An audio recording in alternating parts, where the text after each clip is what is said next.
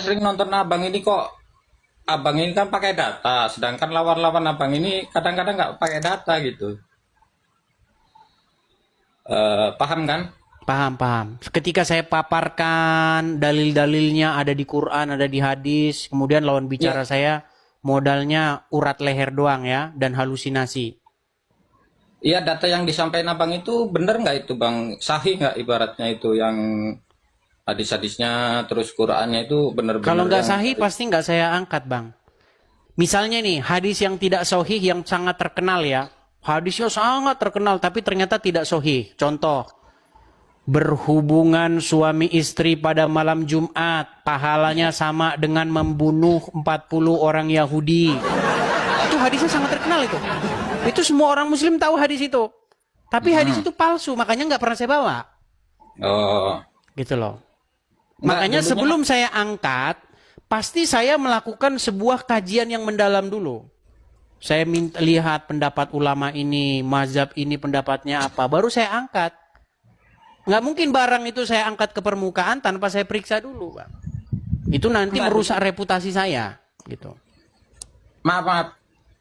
Dulunya abang ini gimana ini? Tadinya pertama-tamanya pendebat atau gimana ceritanya saya kan belum tahu. Ya, gini Bang. Tadinya saya itu nonton orang-orang Islam yang membahas Kristen. Mm-mm. Dulu sekali, sekitar tahun 2012-an kurang lebih ya. Ya. Saya itu pernah nonton YouTube. Nah, di YouTube itu ada seorang mualaf Mm-mm. namanya Irene Handono. Ibu-ibu dia, mantan Katolik.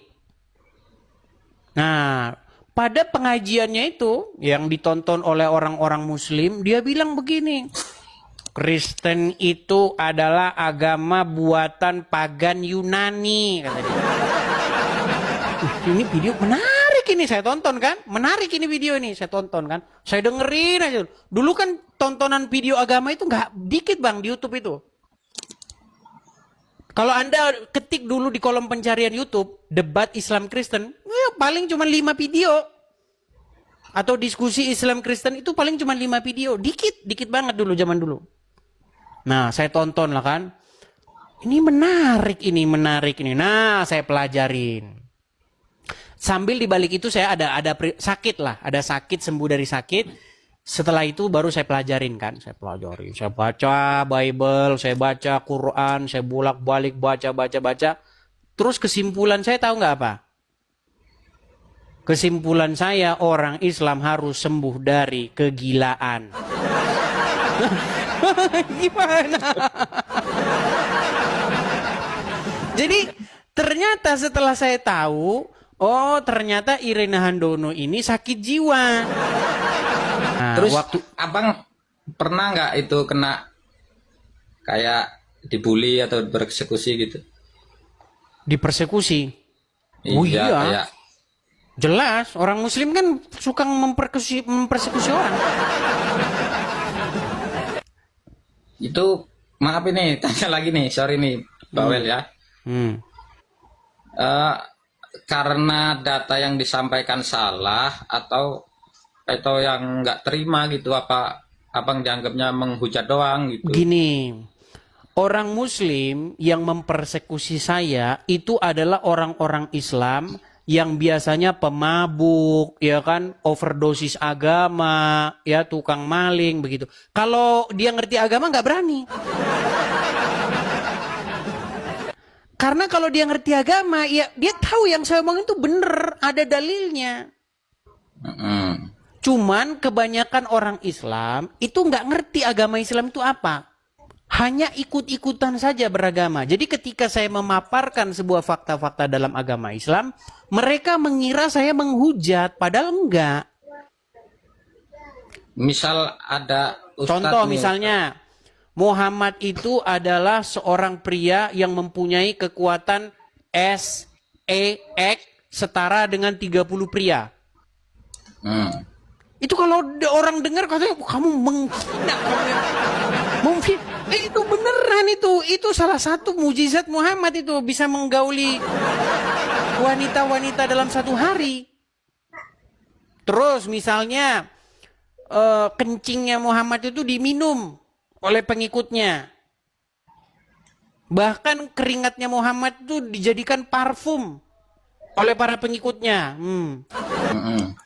Tuh, Dan banyak hal-hal lain begitu. Saya katakan juga, Quran, ada ayat-ayat Quran yang isinya itu merupakan hasil persekongkolan Umar dan Muhammad. ya yang kayak berhijab gitu kan kata abang tuh emang ada. Ya banyak, Cuman- banyak hal. Gitu.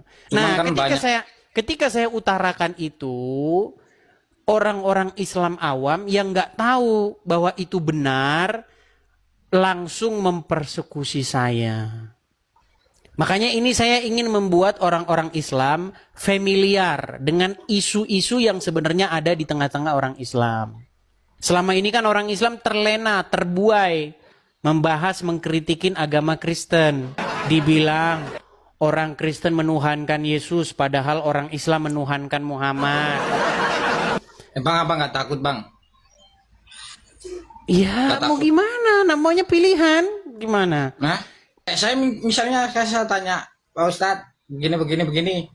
Bukannya dijawab mungkin malah diancam bang gitu. Nah Makanya makanya itu. wah kamu udah kafirmu, udah murtadmu, jangan pelajarin Quran nanti kamu murtad gitu. Wah lu kafir lo mau tanya begitu gitu. Padahal kita kan tanya secara logika. Betul, Jadi, betul. Mau keluar dari agama Islam atau bagaimana? oh takut abang nanti dikeroyok saya. Ngaco abang ini. Nanti baca saya. Iya. Nih dari keluarga pasti menentang sedangkan nenek saya haji, ibu saya mau haji. Terus tetangga, saudara, lingkungan kan nggak mungkin saya begitu. Tapi di hati kecil Anda gimana? Anda masih percaya Islam? Ya ikut yang lain aja lah gitu, ikut kebanyakan. Oke lah, itu aja bang.